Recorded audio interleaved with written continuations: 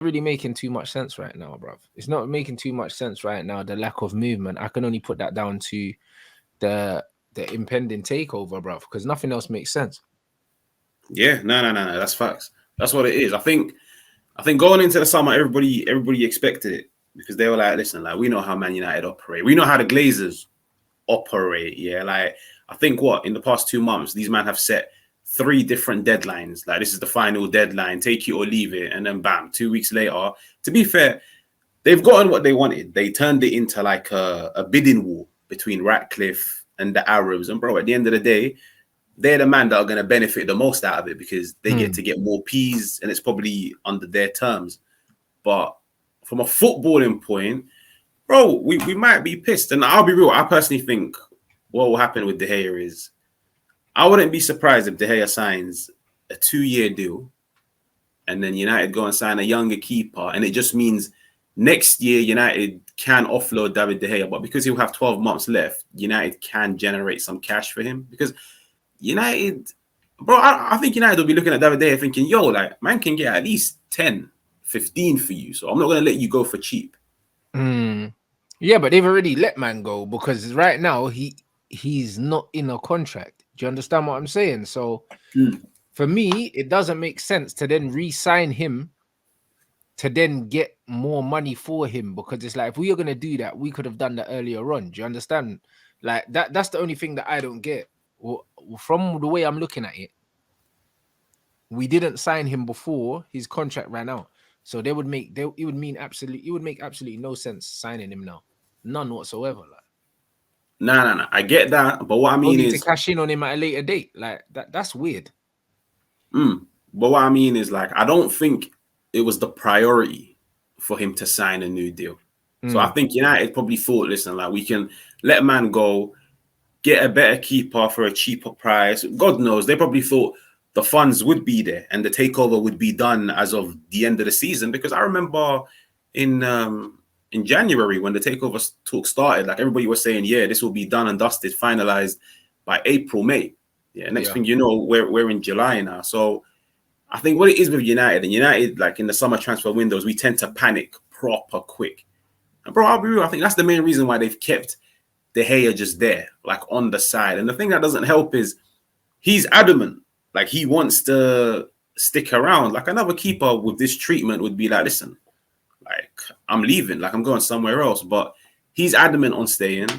But he knows he can't go nowhere else. You know, like that. Where else is he gonna go? Like this is just what it is. He has to go Saudi Arabia.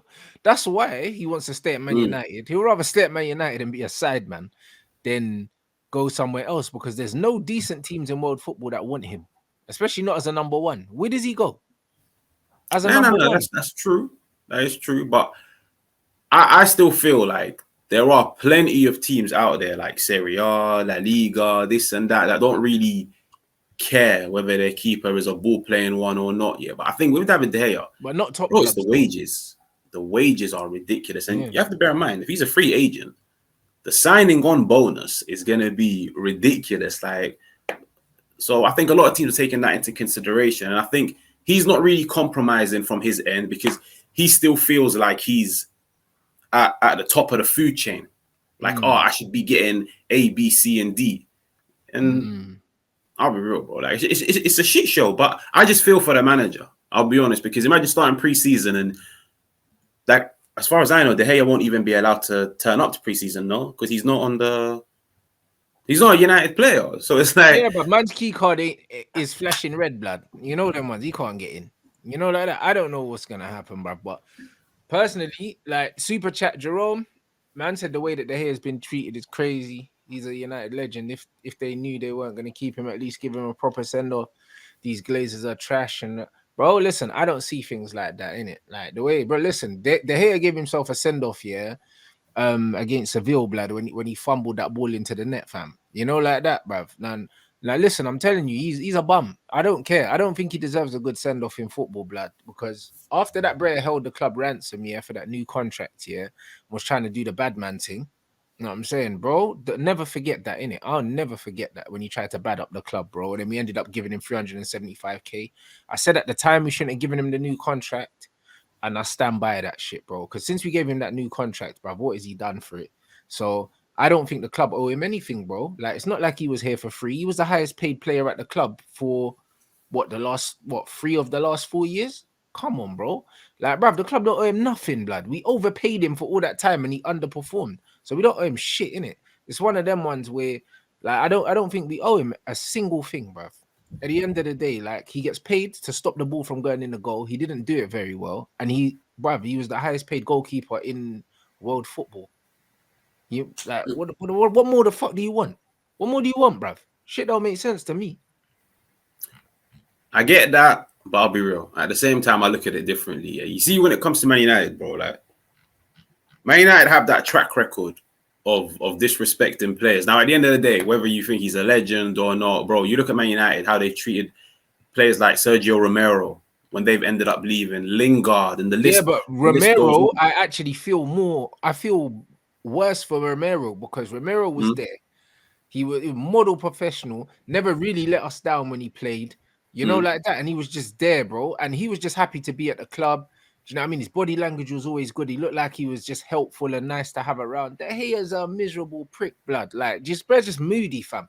Like, all the time, bro. And the thing is, he's meant to be a senior player, yeah, but how often do you see him do senior player things, bro? Like, David De Gea comes out once in a blue moon, yeah, does an interview. Most of the time he's moaning. But other than that, bruv, like, it's not like he's doing the model professional senior thing where he's coming out and he's doing the club on his back thing. David De Gea just cares about David De Gea, bro. Like, I'll be real, I don't really care about that guy. It's not like that. Look how long he's been at the club. He's been there since Sir Alex Ferguson, yeah? And he don't move like that. Like that. He moves bare entitled. Yeah, no. But as in, at the end of the day, like, firstly, David De Gea is not the only one in this United camp that has that arrogance to him, where like he thinks he's the main guy and he's worthy of whatever he demands. Like, bro, when you look at Man United, the environment within that whole camp, like every player that walks into our team just thinks I'm the main guy. I should get whatever I want. It's no surprise you see so many players regress rather than improve season after season. But now with David De Gea, I'll be real. Like, I've been adamant. I've wanted him gone for the past 5 years. But I'm not going to like rewrite history and say like during United's worst of periods, bro, like I'm talking like LVG, like Mourinho in particular, yeah. And let's be real, bro, like back then, it wasn't that common to have a keeper that's like ball playing and this and that, especially in the Prem. And bro, like back then, it was a fair shout when people were coming out and saying he's the best keeper in the world, give him whatever amount he wants. Like I remember when the fax machine incident happened with Real Madrid, every United fan was celebrating. But it's just he's gone out in a bitter way, and that's why like I feel like people have turned on him. But nah. For me, bro, like man's been there for 12 years. He's had good years. I still feel like he deserves a better send-off rather than like at the end of the day, I always look at it from an employee's point of view. Bro, if you get promised 2 months ago, like Rants, we're gonna give you X amount of money on this date. We've lined up the contract for you, just sign it, and then you do your part and you sign it. And then what? Man turns around a month later and looks at you and says, yeah, I'm not signing the deal, the contract that I writ up myself. Bro, that's disrespectful. Yeah, but bro, like the thing is, we don't know, yeah. This is all speculation. We do not know. We don't know what's happened. And the thing is, yeah, what I don't want to get caught up in, yeah, because I've been on both sides of it, yeah, is us assuming, yeah, that like everything was agreed and then it wasn't, bro, because somewhere along the line, there's a bit of that and there's a bit of something else. Do you understand what I'm saying? Like David De Gea, yeah, could have well said, yeah, cool, I'll stay, but I want assurances that I'm going to be the number one goalkeeper. And maybe the manager said, no, listen, we want you to stay, but I can't give you those assurances.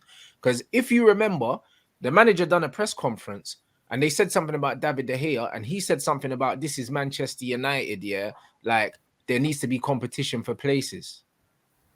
That was the message he gave. So he was letting man know that cool, you can stay, but I'm not guaranteeing you that you're going to be the number one.